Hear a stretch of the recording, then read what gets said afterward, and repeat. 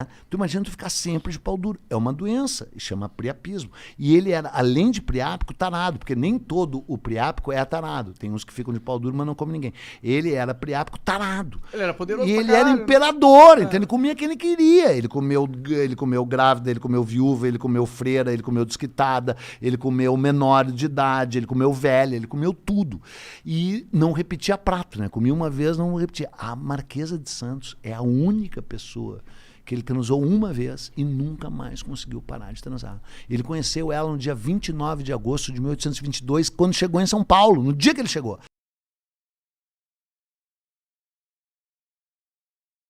Gosta muito que fale. Daí fizemos o livro, Mas não fala o valor. E aí deixa só pra encerrar mesmo esse assunto, sem brincadeira, pra ver se aspas vendo o livro, porque na real, cara, eu assim, claro que eu sou um exibido, tá? Mas falando sério, sem piada. O livro era pra ser de 12, pra pegar de 12 a 16 anos, que já é foda, porque 12, 16, pensa tu com 12, pensa tu, já é uma faixa ali que não é foda. Eu consegui um prodígio, cara. Eu peguei um livro que vende de 8 a 80 anos de idade. Falando sério, porque eu não fui debilóide, tipo assim, criancinha, e não fui intelectualizado, entendeu? Consegui um lance assim de charme, de pá. E além de tudo, né, o Dom Pedro era um maluco, doidão, né? Transava com todo mundo. Dom Pedro é o cara que comeu a Leopoldina? O Dom Pedro é o cara que comeu a Leopoldina e fudeu com a Leopoldina, né? Mas ele comia mais a Marquesa de Santos, né? Ele se apaixonou pela Marquesa aqui em São Paulo, né? Ele era português, mas ele era carioquésimo. Né? Ele era muito carioca. Ele veio pra cá resolver uma Aquela questão. História de uma... Cagando. De uma passagem secreta que tinha da casa dele.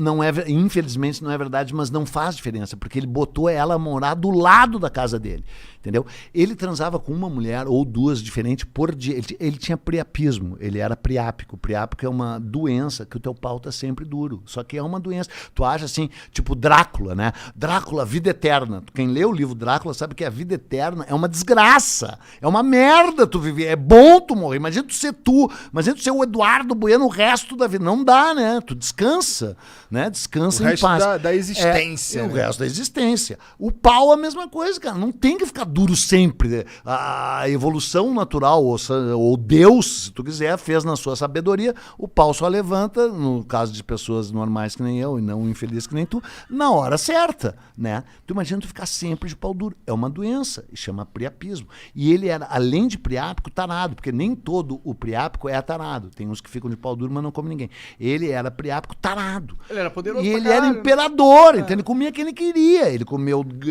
grávida, ele comeu viúva, ele comeu freira, ele comeu desquitada, ele comeu menor de idade, ele comeu velha, ele comeu tudo. E não repetia prato, né? Comia uma vez, não repetia. A Marquesa de Santos é a única pessoa que ele transou uma vez e nunca mais conseguiu parar de transar. Ele conheceu ela no dia 29 de agosto de 1822, quando chegou em São Paulo, no dia que ele chegou.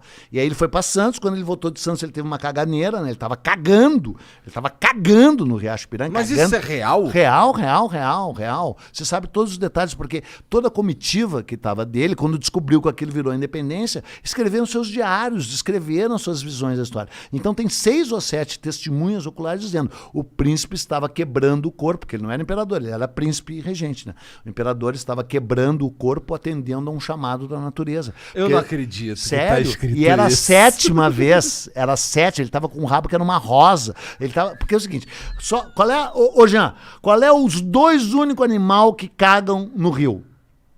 O peixe e os humanos, porque nenhum animal, uma mula, uma girafa, ela olha pro rio e diz, não vou cagar no rio porque depois eu vou beber. Então só os humanos que cagam dentro da água. Por isso que o Riacho Piranga tá podre até hoje e ele deságua no Piratininga, que vocês chamam de Tamanduateí, que mudou de nome, e o Tamanduateí deságua no Anhembi, que vocês chamam de Tietê, que mudou de nome. Mas, né, então era a mesma rede. E ele não aguentava mais, estava com um rabo que era uma rosa. Então a minha teoria não foi que ele foi cagar, ele foi limpar, porque ele não aguentava mais limpar, né, com uma espiga de milho, Pode crer. E aí nessa hora chegam as cartas. Ele gritou cagando, não tem papo de cavalo branco nem nada. Ele tava numa mula, né? Ele não tava a cavalo, ele tava numa mula. Puta que pariu, cara. Nossa, tá destruído. E aquele monumento bonito pra caralho que tem lá no Ipiranga? Então, aquele monumento é uma loucura, porque aquele monumento é de 1890. entendeu? Porque, cara, eu não vou contar toda essa história, mas é que é o seguinte, a independência foi em São Paulo totalmente por acaso, porque o Rio de Janeiro que mandava, e ele era super carioca, ele tava cagando pra São Paulo.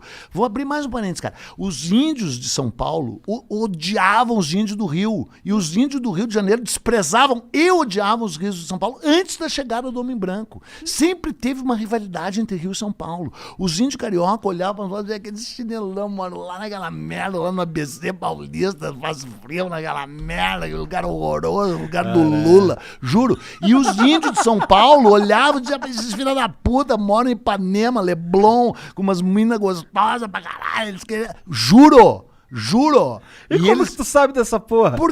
Porque eu não sou ignorante, eu leio e se sabe tudo. Mas como é que se sabe tudo, então? Como se sabe tudo é o seguinte, quando os caras chegaram no Rio de Janeiro e logo em seguida os franceses chegaram e se aliaram aos tamoios, que eram os índios que moravam no Rio de Janeiro. E aí tem milhões de relatos dos franceses que se instalaram lá. Entendi. Contando essas histórias que os índios de São Paulo, ou que os índios do Rio de Janeiro tinham um nojo dos índios de São Paulo.